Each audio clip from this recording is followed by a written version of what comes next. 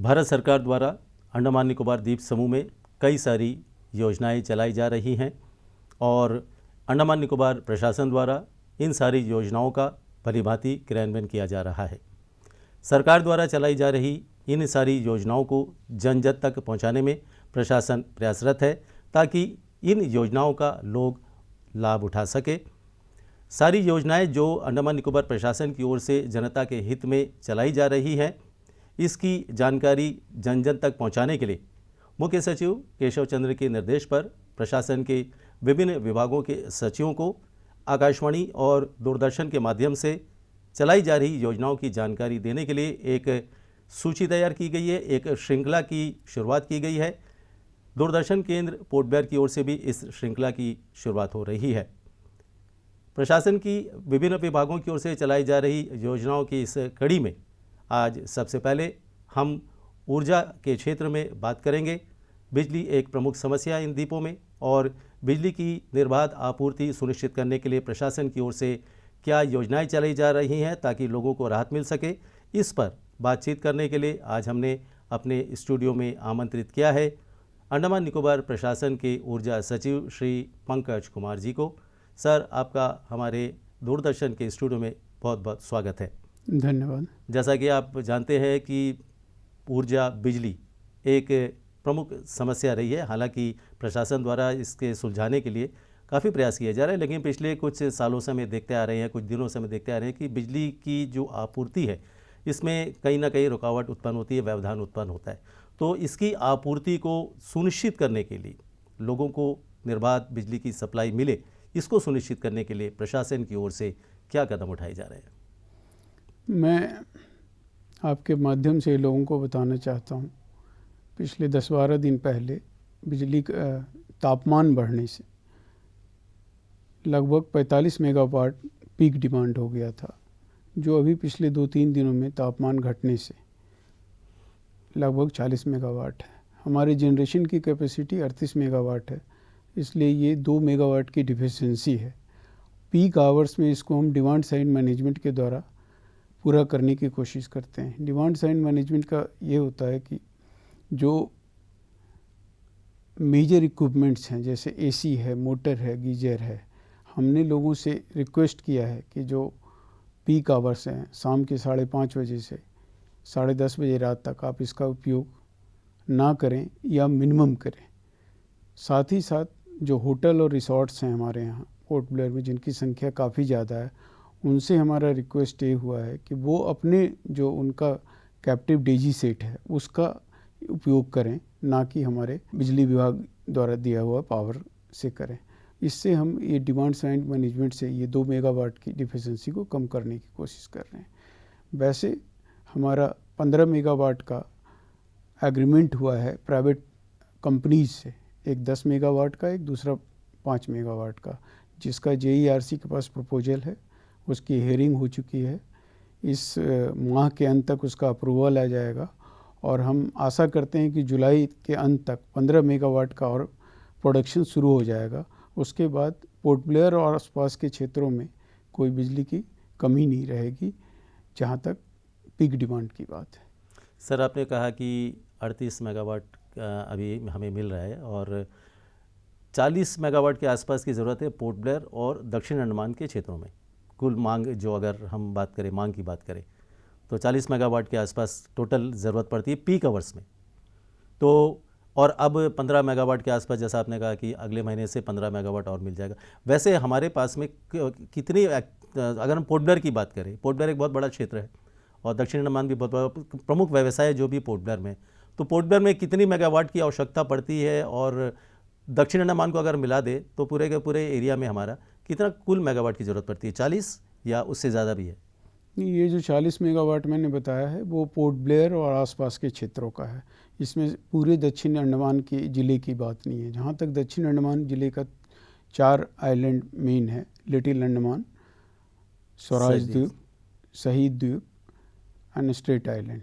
इसमें केवल स्वराज द्वीप, जहाँ पे काफ़ी टूरिस्ट की संख्या है, काफ़ी होटल्स है, यहाँ पर 1 मेगावाट की कमी है पीक डिमांड के समय।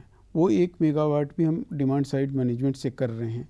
वैसे वहाँ भी हमें 2 DG सेट परचेज कर रहे हैं सरकार के द्वारा, वो जुलाई के आसपास तक उसकी परचेज हो जाएगी, तो वो 1 मेगावाट अगले पीक सीजन में, जो टूरिस्ट का पीक सीजन होगा, वो दिक्कत नहीं होगा। अन्य कोई भी द्वीप पे कहीं पे भी कोई लोड शेडिंग की प्रॉब्लम नहीं है दक्षिण अंडमान में। आपका कहने का मतलब ये है कि जैसे ही 15 मेगावाट का जैसा परचेस हायर कर रहे हैं, तो ये 15 मेगावाट आपके पास आ जाएगा। तो अभी इस वक्त आपके पास में कितनी है, उत्पादन क्षमता कितनी है? 38 मेगावाट। 38 मेगावाट, और ये 5 आ जाएगी 40 की तो मतलब काफ़ी बढ़ जाएगा, उत्पादन क्षमता काफ़ी बढ़ जाएगी। 53 मेगावाट हो जाएगा, जो कि अभी के पीक डिमांड से काफ़ी ज़्यादा है। जी, तो फिर जो है अगले महीने से लोगों जुलाई के बाद से, जुलाई के बाद जो है लोगों को बिजली की जो है कटौती की, मतलब अगर कोई लाइन फॉल्ट हो गया कोई जो, तो नॉर्मल थोड़े बहुत हो ही जाती, समस्या नहीं रहेगी। इसके अलावा यदि हम बात करें बिजली के, जो हम तो हमेशा से ही उपयोग जो करते हैं यहाँ पर डीजी सेट का उपयोग करते हैं, डीजल जनरेटर है, डीजल से ही हम करते हैं, तो काफ़ी महंगा होगा।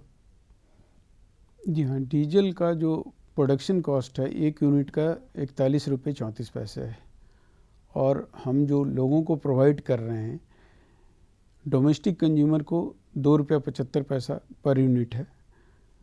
1 से 100 यूनिट का जो उपयोग करते हैं, जैसे जो ज़्यादा करते हैं फिर उसमें थोड़ा कॉस्ट बढ़ जाता है। उसी तरह कॉमर्शियल कंज्यूमर्स के लिए 9 रुपया 25 पैसा है। 1 से 200 यूनिट का जो यूज करते हैं, उससे ज़्यादा करते हैं स्लैब में कॉस्ट बढ़ जाता है। तो लगभग हम 38 रुपये सब्सिडी दे रहे हैं डोमेस्टिक कंज्यूमर्स को, और 32 रुपये सब्सिडी दे रहे हैं कॉमर्शियल कंज्यूमर्स को। तो ये डीजल से प्रोडक्शन अभी काफ़ी कॉस्टली है। और जो बिजली की जो बढ़ोतरी करते हैं, हर साल हम बिजली के जो दरें हैं उसमें संशोधन किया जाता है, कुछ बढ़ोतरी करते हैं, तो ये बढ़ोतरी जो किया जाता है तो उपभोक्ता ये सोचते हैं कि उन पर अधिक भार पड़ रहा है, जबकि हकीकत कुछ और है। हकीकत ये है कि 38 रुपये हम से ज़्यादा का हम डोमेस्टिक कंज्यूमर को सब्सिडी दे रहे हैं, और 32 रुपये से ज़्यादा कमर्शियल कंज्यूमर्स को सब्सिडी दे रहे हैं। और जो भी बढ़ोतरी होती है वो JERC के अप्रूवल से होती है, और उसका एक प्रोसीड्यूर है, पब्लिक हियरिंग भी होती है, लोगों से मांगा जाता है ओपिनियन। उसके बाद लोगों का ओपिनियन और डिपार्टमेंट का क्या एक्सपेंडिचर हो रहा है, ये दोनों को ध्यान में रख के JERC ये डिसीजन लेता है। सर, हम पोर्ट ब्लेयर की बात कर चुके हैं, हम दक्षिण अंडमान की बात कर चुके हैं, अगर हम मिडिल एंड नॉर्थ की बात करें और निकोबार ज़िले की बात करें तो वहाँ पर क्या स्थिति है? नॉर्थ एंड मिडिल अंडमान में कोई भी लोड शेडिंग नहीं होती है, और 10.5 मेगावाट पीक डिमांड है, जो कि हम लोग जो हमारे बिजली घर हैं सीतापुर में हैं, पानीघाट में हैं, बाराटांग में हैं, रंगत में हैं, इससे पूरा हो रहा है। और हमारे पास 5.25 मेगावाट हाइड्रो इलेक्ट्रिक पावर ही है दिगलीपुर में, जो हमारे पास एक्स्ट्रा है। अभी थोड़ी पानी की वहाँ कमी है तो प्रोडक्शन नहीं हो रही है, बट उसकी प्रोडक्शन होने पर हमारे पास एक्स्ट्रा पावर्स हैं नॉर्थ एंड मिडिल अंडमान में।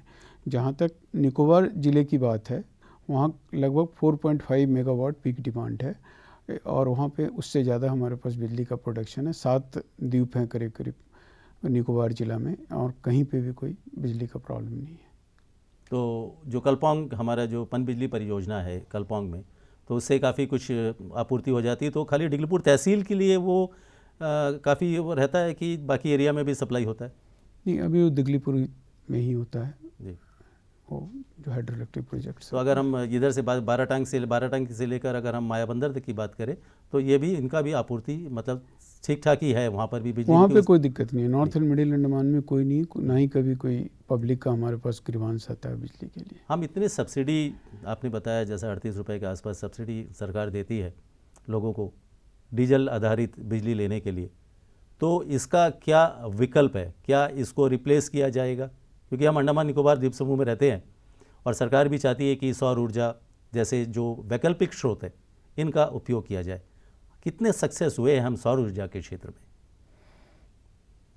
इसमें मैं 2 भागों में जवाब देना चाहूँगा। एक तो भाग वो जो अब तक हम कर चुके हैं, एक जैसा कि बताया कि 5.25 का हाइड्रो इलेक्ट्रिक प्रोजेक्ट है हमारा दिगलीपुर में, प्रोडक्शन हो रहा है उसमें। तो उसके अलावा हमारा 25 मेगावाट का सोलर पावर प्लांट है, एक 20 मेगावाट का NLC का पावर प्लांट है, 5 मेगावाट का NTPC का प्लांट है, 4.25 मेगावाट का रूफटॉप सोलर प्रोडक्शन है, जो करीब 54 गवर्नमेंट बिल्डिंग्स हैं उस पर लगा हुआ है। 48 पोर्ट ब्लेयर में है और 6 बिल्डिंग्स निकोबार में हैं। तो ये 29.25 मेगावाट का सोलर पावर प्रोडक्शन है और 5.25 का हाइड्रो इलेक्ट्रिक प्रोडक्शन है।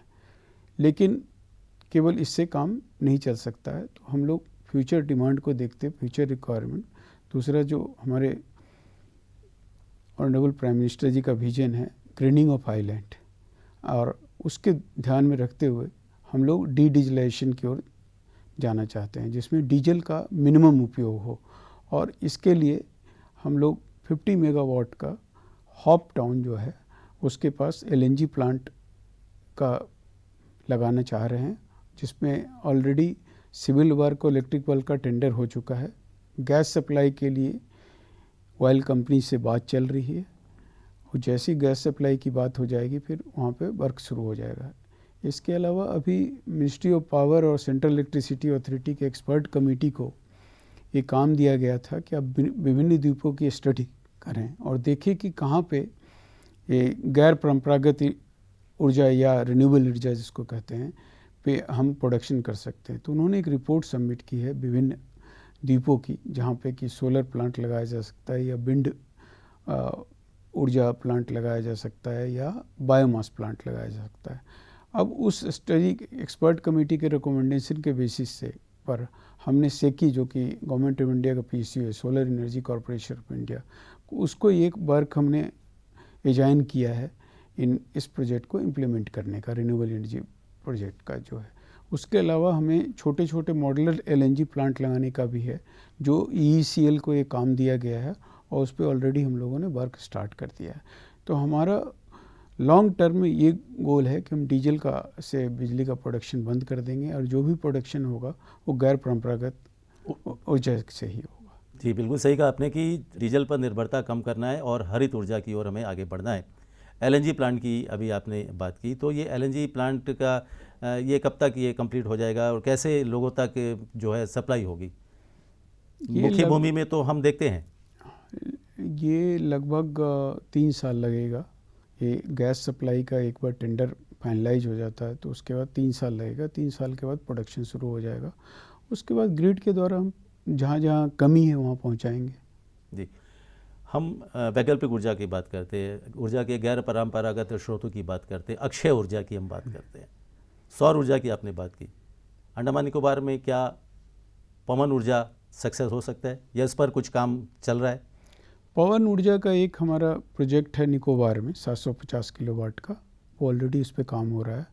दूसरे कुछ आइलैंड्स में भी इस पर स्टडी हुई है, बट अभी उसमें ये है कुछ और ऊंचाई बढ़ाकर फर्दर स्टडी किया जाएगा कि इसमें वेदर फिजिबल है या नहीं। तो उस स्टेज पे भी हमारा है, स्टडी के स्टेज पे है। सौर ऊर्जा की हम बात फिर से कर रहे हैं कि यह लोगों के घरों के छत के ऊपर, जो सरकार भी चाहती है कि लोगों छत के ऊपर जो है वो अपना स्थापित करें, पैनल स्थापित करें, जिस तरह का सब्सिडी भी प्रदान किया जाता है। तो इसमें बहुत पहले ये योजना की शुरुआत अंडमान निकोबार में हुई थी, तो इसमें कितनी सफलता मिली है? आपने सरकारी भवनों की तो आपने बात की कि कई सारी सरकारी भवनों में सौर ऊर्जा का इस्तेमाल हो रहा है, लेकिन जो निजी घर है, प्राइवेट लोग हैं जिनके घर में, तो क्या वो भी आगे आ रहे हैं सौर ऊर्जा का इस्तेमाल करने के लिए, अपने छत पर सौर ऊर्जा पैनल लगाने के लिए? एक गवर्नमेंट ऑफ इंडिया का स्कीम है जिसमें कोई भी डोमेस्टिक कंज्यूमर है रेजिडेंशियल हाउस के ऊपर अपना लगाता है, उस पर हम 40% सब्सिडी देते हैं अगर 3 किलोवाट तक का प्लांट है। अगर 3 से 10 किलोवाट तक का प्लांट है तो हम 20% सब्सिडी देते हैं। ये कमर्शियल कंज्यूमर्स के लिए नहीं है। लेकिन जहाँ तक आप कहते हैं कितना सक्सेस हुआ है, तो आम जनों तक ये नहीं पहुँच पाया है। लोगों ने अभी उतनी रुचि नहीं दिखाई है। हम लोगों को कन्विंस करने की कोशिश कर रहे हैं कि जिनके घरों पे छत है और स्पेशली जो पक्का का छत है वहाँ पे ये लगाएं, क्योंकि इससे ही बेसिकली जो हमारी डिपेंडेंसी है डीजल पे वो घटेगी और जो डिफिशिएंसी है पीक डिमांड का वो भी घटेगा, क्योंकि लोग खुद के सोलर प्लांट से बिजली ले सकते हैं। डॉलीगंज या अट्टमपाड़ में जो सौर ऊर्जा के हमारे जो उपकरण वगैरह लगाए गए, कितनी उसमें उसकी क्या क्षमता है और उससे क्या लाभ मिल रहा है? डॉलीगंज में जो सोलर प्लांट है एनएलसी का 20 मेगावाट का है। लेकिन सोलर प्लांट में 2 इशू होते हैं। एक होता है स्टोरेज। हमारे यहाँ अभी स्टोरेज की कैपेसिटी नहीं है, तो हम उस पर वर्कआउट कर रहे हैं। ऑलरेडी 20 मेगावाट आवर्स का एनएलसी प्लांट के बाद स्टोरेज लगाएंगे। एक बार स्टोरेज हो जाएगा तो जब धूप ज़्यादा होता है तो जो सोलर पावर पैदा होगा वो बैटरी में स्टोर होगा और शाम को पीक डिमांड के समय रिलीज करेंगे। अभी ये नहीं हो पाता है, इसलिए 5-6 घंटे तक होती है, क्लाउड मूवमेंट के कारण डाउन हो जाता है, उसके कारण बहुत ज़्यादा फ्लक्चुएशन होता है और वो भी एक रीजन है हमारे यहाँ ट्रिप करने का, जो बिजली सडन चली जाती है, बादल आ जाते हैं बादल आ जाते हैं तो सडन, क्योंकि अभी डायरेक्ट ग्रिड में हम सोलर पावर को दे रहे हैं। हमने सेकी को ये काम दिया, सोलर एनर्जी कॉरपोरेशन जो स्पेशलिस्ट है, और उनसे 20 मेगावाट का कहा है वहाँ पे एनएलसी प्लांट पे लगाने में, और गाढ़ा चरमा में 15 मेगावाट का ये बैटरी स्टोरेज करेगा, जो कि हमें जापान सरकार जिसमें हमें ग्रांट दे रही है, जायका के द्वारा इम्प्लीमेंट किया जाएगा। 15 मेगावाट और करना है दूसरे जगहों पे, तो हमारा पूरा 50 मेगावाट आवर्स का ये बैटरी स्टोरेज सिस्टम यहाँ पे इंट्रोड्यूस करना है। एक बार ये बैटरी स्टोरेज सिस्टम हो गया तो ये फ्लक्चुएशन जो होता है, जिसके कारण जो ट्रिपिंग होती है, वो ख़त्म हो जाएगी। मतलब पूरे अंडमान निकोबार में हम अगर बात करें तो 50 मेगावाट के आसपास जो है हमारी आवश्यकता है। और हम अगर ये जितनी भी सारी जो योजनाएं आप बता रहे हैं, एलएनजी की बात कर रहे हैं, आप सौर ऊर्जा की बात कर रहे हैं, और उसके जितने भी हम ये सारे, अगर हमारा ये पूरे के पूरा एक सफलता की ओर एकदम और बढ़ जाए तो मतलब इसके बचने लग जाएगा बिजली, बल्कि जितना यूज़ होगा, यूज़ से भी मतलब जितने लोगों की ज़रूरत है, जितनी मांग है, उससे ज़्यादा आपके पास में बिजली का आज की स्थिति को देखते हुए हम कह सकते हैं कि बिजली बचने लगेगी, लेकिन जैसे जैसे विकास बढ़ता जाएगा, कॉमर्शियल इस्टेब्लिशमेंट बढ़ते जाएंगे, होटल रिसोर्ट्स, क्योंकि ये one of the favoured tourist destination है भारत के लोगों के लिए, तो बिजली का ऑब्वियसली ज़्यादा प्रयोग होगा। तो हो सकता है आज से 15 साल 20 साल के बाद बचत ना हो, फिर से हमें कुछ और प्रोजेक्ट के बारे में सोचना पड़े। जी हाँ सर, यही मैं पूछने वाला था कि जो हम अंडमान निकोबार द्वीप समूह अब जो है विश्व के पटल पर, विश्व के मानचित्र में एक प्रमुख पर्यटक स्थल बनते जा रहा है, और जिस प्रकार आइलैंड में जो विकास हो रहा है पिछले कुछ सालों के दौरान, जिस प्रकार विकास हो रहा है, हमारे वीर सावरकर अंतर्राष्ट्रीय हवाई अड्डे का निर्माण का लगभग पूरा होने वाला है और कई सारी योजनाएं यहाँ पर चल रही हैं, तो ऐसी सारी सी प्लेन की बात आ रही है, बहुत कुछ है। तो ऐसे में नेचुरली जो अब जब एयरपोर्ट का काम हो जाएगा और फ्लाइट बढ़ जाएंगे, हवाई पट्टी का भी काम ऑलमोस्ट कंप्लीट हो चुका है, तो ऐसे में पर्यटक भी ज़्यादा आएंगे, फ़्लाइटों की संख्या ज़्यादा होगी, किराया कम होगा, तो पर्यटक भी ज़्यादा आएंगे। तो ऐसे में जो जनता यहाँ की है, 4-4.5 लाख की जनसंख्या के अलावा जो आएंगे, तो होटलों में इसकी उनका कैपेसिटी ज़रूर ठहरेंगे, और वो ठहरने के बाद में फिर मांग की ज़रूरत पड़ेगी। तो इनको देखते हुए एक बहुत ही बृहद भावी योजना बनाने की आवश्यकता होगी ज़रूर प्रशासन को। तो ये जो भी योजना हम लोग बना रहे हैं, फ्यूचर डिमांड को का प्रोजेक्शन करके कह रहे हैं कि पिछले अगले 15-20 साल में कितनी ज़रूरत होगी। अभी का जहाँ तक लिया जाए तो अभी तो एक पोर्ट ब्लेयर में थोड़ा प्रॉब्लम है और कहीं भी प्रॉब्लम नहीं है, तो उसके लिए तो केवल 5-7 मेगावाट का अगर हम प्रोडक्शन बढ़ा दें अभी तत्काल तो काम चल सकता है, बट इस केवल शॉर्ट टर्म मेजर होगा। लॉन्ग टर्म मेजर और फ्यूचर डिमांड प्रोजेक्शन को ध्यान में रखते हुए ये सारा एलएनजी प्लांट, सोलर प्लांट या battery storage system, modular LNG plant के बारे में हम लोगों ने ये चीज़ डिसाइड किया है और वी विल इम्प्लीमेंट इट। तो जुलाई से, जैसा आपने कहा कि मतलब जनता को जो तत्काल राहत देते हुए निश्चिंत रहे जनता, आप जुलाई से जो है और जी जो हाँ, है जी हाँ, जी हाँ, 15 मेगावाट का हमारा प्रोडक्शन बढ़ जाएगा, तो पोर्ट ब्लेयर के लोगों को फिर कोई लोड शेडिंग की ज़रूरत नहीं पड़ेगी। सर, अब जो है मानसून स्टार्ट होने वाला है, और मानसून होने से हर बार जब मानसून आता है तो हवा तूफ़ान, हवाएं तेज़ चलती है, सब कुछ, इसमें बिजली की तारों का टूटना, गिरना, पेड़ों का गिरना, टहनियों का गिरना, तारों का, खंभों का नुकसान होना, तो इनको जो है बनाने, सुरक्षित रखने के लिए, कोई एक्सीडेंट ना हो जाए, कोई दुर्घटना हो जाए, तो ये सब को सुरक्षित करने के लिए सारे जितने भी, इसको लिए क्या उपाय कर रहे हैं? क्या उसके लिए देखिए, हर साल होता है मानसून के पहले हमारा जो बर्ड कहलाता है टेक्निकल लाइन क्लियरेंस, तो जहाँ जहाँ से ये केबल गुजर रही है वहाँ पे अगर कोई पेड़ है, कुछ है, तो उसकी कटिंग की जाती है जिससे कि पेड़ केबल पे ना गिरे, केबल टूटे नहीं। दूसरा क्या होता है, उसको भी अवॉइड करने के लिए जिसको ट्रांजिएंट इफेक्ट कहते हैं, जब हवा बहुत तेज़ चलती है तो पेड़ का टहनी टकराता है केबल से, उससे भी ट्रिपिंग होती है। तो ये लॉन क्लियरेंस ऑलरेडी 28 अप्रैल से हमारा शुरू हो गया है और ये चलेगा पूरा मानसून जब तक पानी नहीं आता तब तक चलेगा। हम आशा करते हैं कि उसके पहले हम सारे एरिया में इस चीज़ को कर लेंगे। डिगिंग जो काम करते हैं, मतलब बिजली विभाग के अलावा जो भी गड्ढे खोदते हैं, सब खोदते हैं, इससे भी कई बार जो है आपके बिजली के जो है केबल, जो अंडरग्राउंड केबल है, उनको भी क्षति पहुंच जाता है। इसे रोकने के लिए कोई ऐसा प्लान है कि भाई क्योंकि अंडरग्राउंड केबल सभी का है, टेलीफोन कनेक्शन का भी है, लाइनें सब आपने है। एकदम सही बात उठाई। हमारे केबल्स बहुत बार पंक्चर हो जाते हैं और बहुत बार आपने जो पोर्टफोलियो में थोड़ा लंबा कट जिसको कहते हैं, हो सकता है 3 घंटे का भी 6 घंटे, उसका मेजर रीज़न ये होता है कि केबल पंक्चर हो जाता है और अंडरग्राउंड केबल को ठीक करने में टाइम लगता है। इसमें हमने 2 मेजर एजेंसीज हैं यहाँ पे, PVMC और PWD, हमने दोनों को लिखा है। पेपर में भी हमने एक नोटिस दिया था कि दोनों एजेंसी जब भी इस तरह का डिगिंग करें तो पहले हमारे को बताएं, जिससे अगर हमारा केबल वहाँ से जा रहा है तो हम आपको बता देंगे।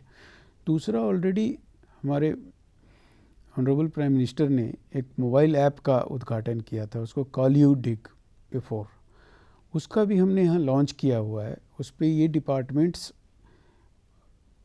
पोर्टल पे हैं, ऑनलाइन है।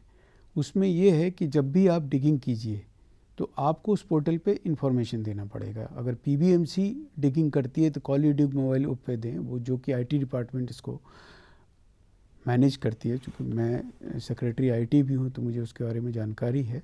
PBMC करे या PWD, और फिर वो ऐप से दूसरे जैसे इलेक्ट्रिसिटी डिपार्टमेंट है, वाटर का जो डिपार्टमेंट, उनको इन्फॉर्मेशन इमीडिएट चला जाएगा कि यहाँ पे डिगिंग होने वाली है, then they can take action and inform that. ठीक है, अभी ये मोबाइल ऐप लॉन्च हुआ है, थोड़ा डिपार्टमेंट इसमें अभी लैगिंग कर रहे हैं, इन्फॉर्मेशन नहीं दे रहे हैं। अभी भी हमने ये सीनियर ऑफिसर्स की मीटिंग हुई थी, उसमें भी हमने इस बात को उठाया था कि जब भी डिगिंग हो आप लोग इंटीमेट करें, क्योंकि वो मेजर रीजन है लॉन्ग पावर कट का। जी जी बिल्कुल। तो अभी मतलब ठीक से डिपार्टमेंट आगे नहीं आ रहे हैं, इनको आगे आना है। डिपार्टमेंट थोड़ा सा उसमें लैगिंग है, वो इन्फॉर्मेशन नहीं दे पा रहे हैं, बट धीरे धीरे हम आशा करते हैं कि डिपार्टमेंट ऑनलाइन आ जाएंगे। बिजली चोरी की तो यहाँ पर कोई ऐसा समस्या तो नहीं होगी? बिजली चोरी का कोई भी कंप्लेन हमारे पास नहीं है जी।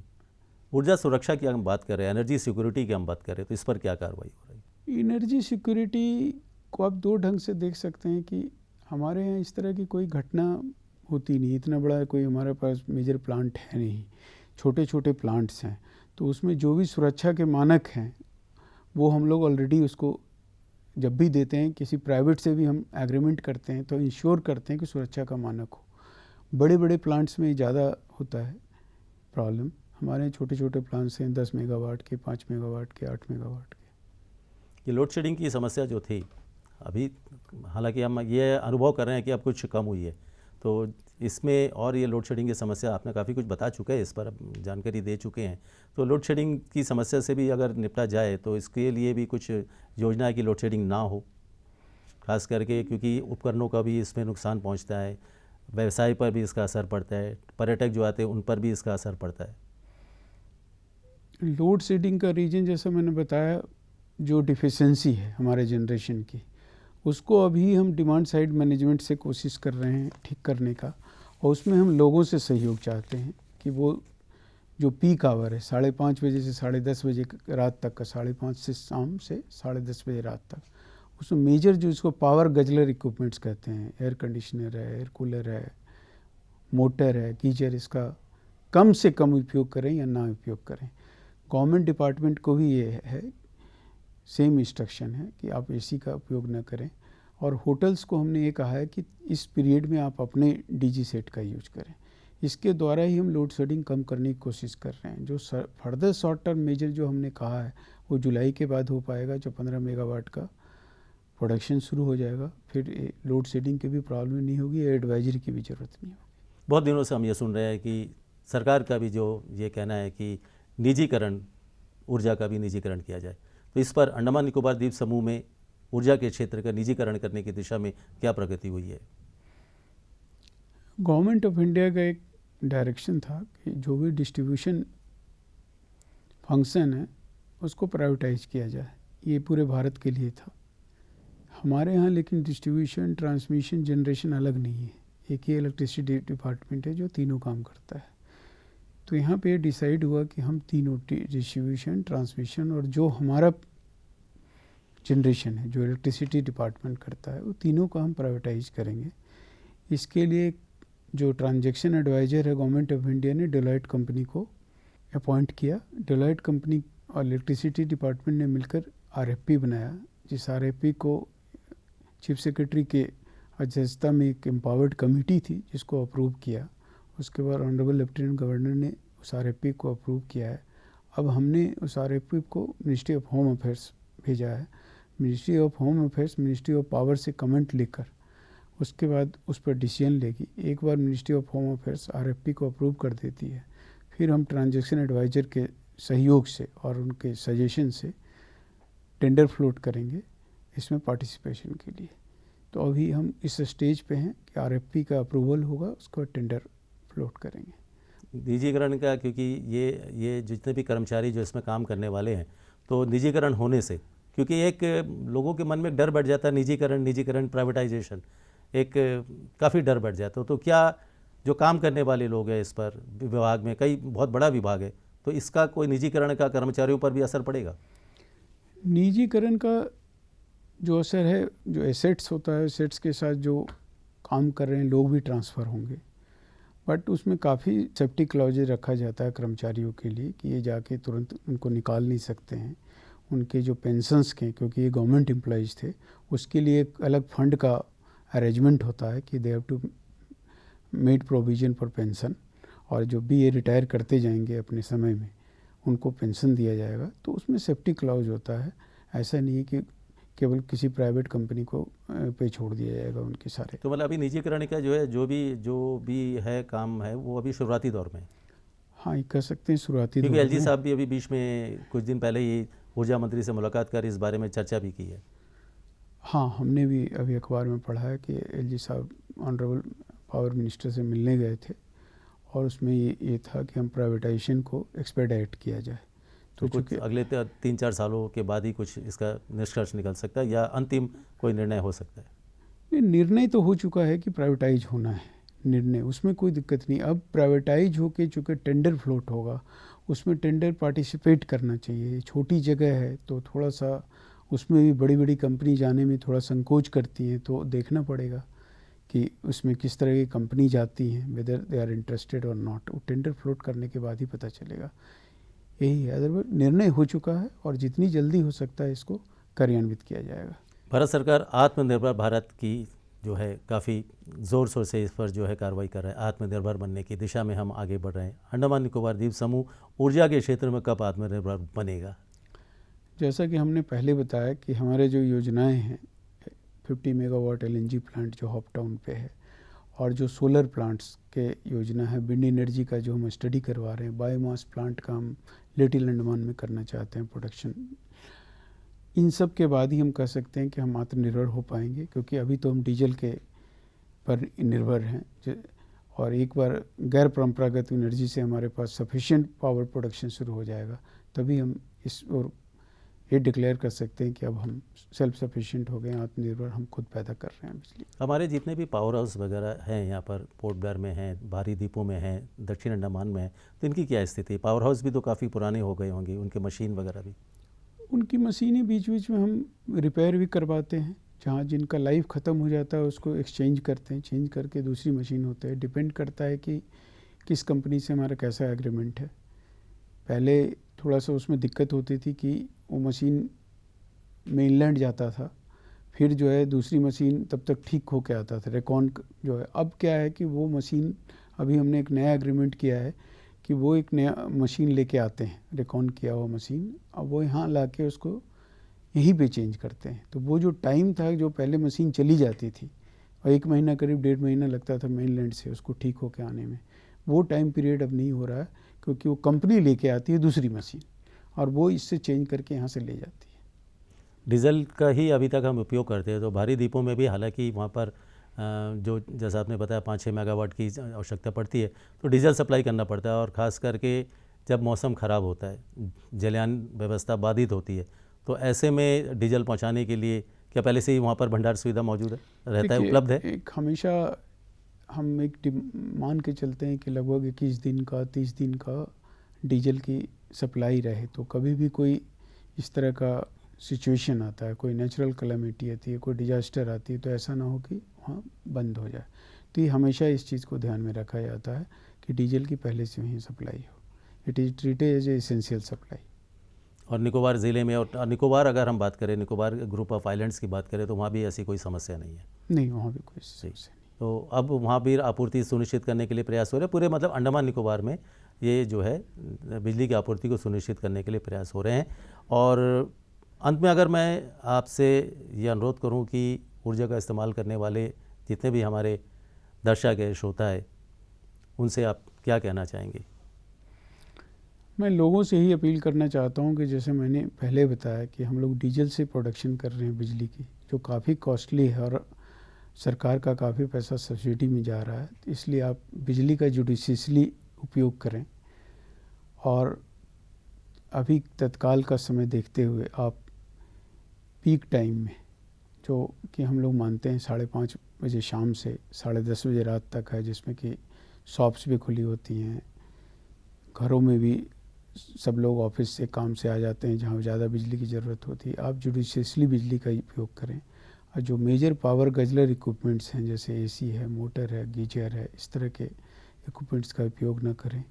गार्डन लाइट को आप ऑफ रखें और हमें सहयोग करें, जिससे कि आपको भी ना दिक्कत हो और डिपार्टमेंट भी आपका सहयोग करता रहे। और मानसून भी आ रहा है, बारिश का मौसम भी आएगा। बारिश का मौसम भी आ रहा है, जिसमें हम उससे भी सचेत रहने की आवश्यकता है। हाँ, उसमें भी सचेत रहने की आवश्यकता भी है। और लोगों को हम ये भी आश्वासन देने चाहते हैं कि उसमें जितनी भी कम हो सकती है ट्रिपिंग की कोशिश होगी। हम लाइन क्लियरेंस पे ऑलरेडी लगे हुए हैं। पंकज कुमार जी, आज आप हमारे इस स्टूडियो में आए और जितनी योजनाएं यहाँ पर चलाई जा रही हैं और जो भावी योजनाएं हैं जो क्रियान्वयन आप कर रहे हैं, अंडमान निकोबार प्रशासन जिसका क्रियान्वयन कर रहे हैं, इस पर आपने जानकारी दी। और सबसे अच्छी बात आपने ये बताई है कि जुलाई माह से जो है एडिशनल जो 15 मेगावाट और बिजली जो है मिलने लग जाएगी, तो इसमें जो है हमारे जो उत्पादन क्षमता उसमें और वृद्धि होगी और जो कटौती है वो काफ़ी मिनिमम हो जाएगी, ना के बराबर हो जाएगी। और आपने जनता से ये भी अपील की है कि वो किफ़ायती इस्तेमाल करें और अपने परिवार को और सबको सुरक्षित भी रखें। एक बार फिर से आपको हमारे इस स्टूडियो में आने के लिए और बहुत ही महत्वपूर्ण जानकारी ऊर्जा के क्षेत्र में देने के लिए आपको बहुत बहुत धन्यवाद। मैं भी अपनी तरफ से यहाँ आमंत्रित करने के लिए आपको धन्यवाद देना चाहता हूँ। आपने एक प्लेटफॉर्म दिया जिससे कि मैं लोगों को अपील कर सकूँ कि आप बिजली का जुडिशियसली उपयोग करें। द्वीप विकास और प्रशासन इस श्रृंखला के अंतर्गत आज आप अंडमान निकोबार प्रशासन के ऊर्जा सचिव पंकज कुमार के साथ ये जो बातचीत थी ये आप देख रहे थे। और इस बातचीत का निष्कर्ष यही निकलता है कि अंडमान निकोबार प्रशासन लोगों की चिंताओं से अवगत है, भली भांति परिचित है कि लोग किन किन समस्याओं का सामना कर रहे हैं।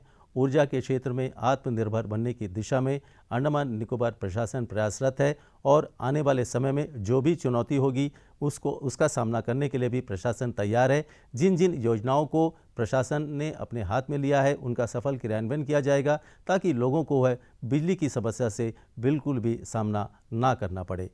पंकज कुमार जी आज अब हमारे स्टूडियो में आए और आपने बहुत ही महत्वपूर्ण जानकारी ऊर्जा के क्षेत्र में क्या किया जा रहा है इस पर दी। इसके लिए आपको बहुत बहुत धन्यवाद।